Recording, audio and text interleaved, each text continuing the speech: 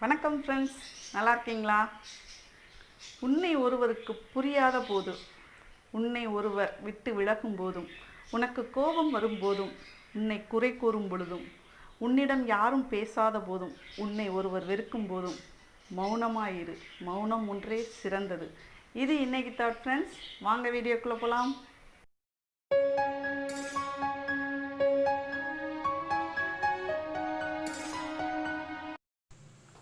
Friends, இன்றைக்கி நம்ம ரொம்ப டேஸ்டியான ஒரு பனானா பிரெட் எப்படி செய்கிறதுன்னு பார்க்க போகிறோம். நான் சொன்னால் நம்ப மாட்டீங்க, நீங்களும் செஞ்சு பார்த்து சாப்பிட்டு பாருங்கள். அப்போ தான் நீங்கள் நம்புவீங்க. ரொம்பவே சூப்பராக இருந்துச்சு, அவ்வளோ சாஃப்டாக இருந்துச்சு. ரொம்ப நேரம் கூட என்னால் வீடியோ எடுக்க முடியல லாஸ்ட்டில், ஏன்னா டப்பா காலி. அவ்வளோ சூப்பராக இருந்துச்சு. எப்படி பண்ணலான்னு பார்க்கலாமா?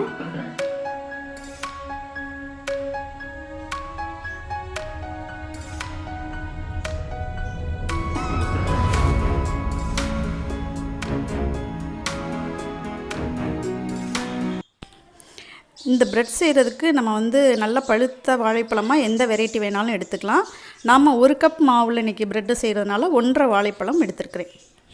அதை நல்லா இந்த மாதிரி குட்டி குட்டியாக கட் பண்ணி நல்லா மேஷ் பண்ணணும். அதுக்காக நம்ம மிக்சியில் போட்டு அடிக்கக்கூடாது. நம்ம இந்த கரண்டி வச்சுட்டு இல்லை ஃபோக் வச்சுட்டு அந்த மாதிரி நல்லா கொஞ்சம் நல்லா அது கட்டிகள் இல்லாமல் இருந்தால் போதும். நம்ம மிக்சியில் அடிக்காமல் இந்த மாதிரி பண்ணுறது தான் டேஸ்ட்டாக இருக்கும்.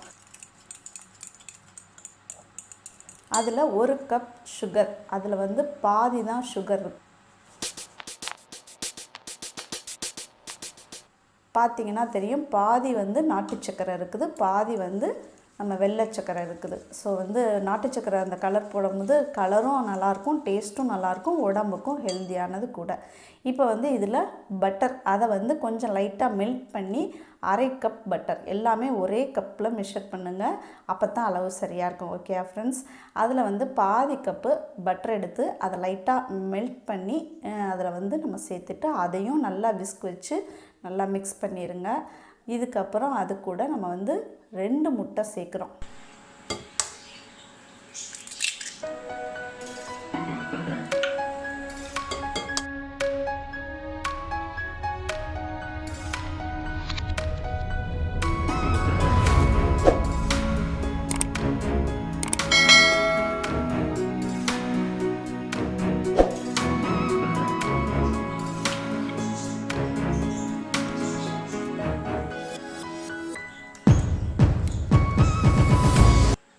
முட்டையை நல்லா அடித்து கலந்து விட்டுறணும். பீட்டர் இருந்தால் கூட அதை வச்சு நம்ம யூஸ் பண்ணி பீட் பண்ணலாம். அது கூட நம்ம 1 கப் மைதா மாவு, எந்த கப்பில் மெஷர் பண்ணுறீங்களோ அதே கப்பில் எல்லாமே மெஷர் பண்ணுங்கள். இப்போ 1 டீஸ்பூன் பேக்கிங் பவுடரும் 1/2 டீஸ்பூன் பேக்கிங் சோடாவும் இதில் கலந்துக்கணும். அதுதான் இந்த ப்ரெட்டுக்கு சாஃப்ட்னஸ் கொடுக்கக்கூடியது. ஸோ அளவு கரெக்டாக பார்த்துக்கிறங்க. இதையும் நம்ம இந்த விஸ்க் வச்சு ஃபுல்லுத்தையும் எல்லாத்தையும் நல்லா மிக்ஸ் பண்ணிடுங்க. இந்த கலர் பார்த்திங்களா, ஒரு மாதிரி ப்ரௌன் ஷேடில் இப்போவே தெரியுது.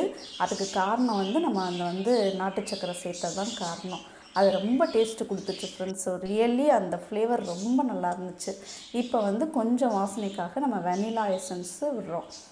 அவ்வளோதான். இதை நல்லா மிக்ஸ் பண்ணிடுங்க. அதில் பார்த்திங்கன்னா வாழைப்பழம் கொஞ்சம் கட்டி கட்டியாக இருக்கிற மாதிரி இருக்கும்.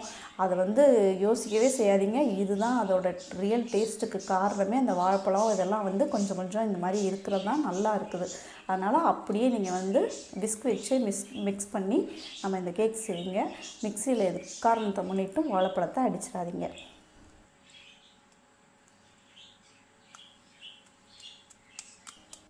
அவ்வளோதான், கேக் மிக்சர் ரெடி ஆயிடுச்சு. நம்ம இதை பேக் பண்ணுறதுக்கு ட்ரேயில் மாற்றிடலாம். கீழே ஆயில் அப்ளை பண்ணிவிட்டு அதில் ஒயிட் பேப்பர் வச்சிட்டோம்னாலே நம்மளுக்கு பட்டர் ஷீட்டு ரெடி ஆயிரும். ஆல்ரெடி நான் ஏற்கனவே உள்ள கேக் ரெசிபிலேயே நான் சொல்லியிருக்கேன், அதே தான் இதுலேயும். அதில் நம்ம இந்த ப்ரிப்பேர் பண்ண மிக்சர் அதில் போட்டுட்டு லைட்டாக 2 தடவை டேப் பண்ணோம் அப்படின்னா அதில் உள்ள பபிள்ஸு ரிலீஸ் ஆகிடும். இந்த கேக் குக்கர்லேயும் பண்ணலாம், மைக்ரோ ஓவன்லேயும் பண்ணலாம். பண்ணுறதுக்கு முன்னாடி ப்ரீ ஹீட் பண்ணிக்கிறங்க. அதுக்கப்புறம் இந்த டெம்பரேச்சரில் கரெக்டாக வச்சு எடுத்திங்கன்னா செம்மையாக, நீங்கள் பாருங்களேன், பார்க்கும்போதே அவ்வளோ அப்படியே இப்போவே சாப்பிட்ணும் அப்படிங்கிற மாதிரி இருந்துச்சு. அவ்வளோ டெலிஷியஸாக சாப்பிடும்போது அப்படியே வாசம்லாம் சொல்லவே வேணாங்க, சான்ஸே இல்லை, அந்தளவு செம்மையாக இருந்துச்சு. நம்ம இந்த மாதிரி ஒரு ட்ரேயில் நம்ம கவுத்திட்டு 2 தட்டுனோம்னா நம்ம பட்டர் ஷீட் மாதிரி அந்த போட்டிருக்கனால ஈஸியாக ரிமூவ் ஆகிடுது.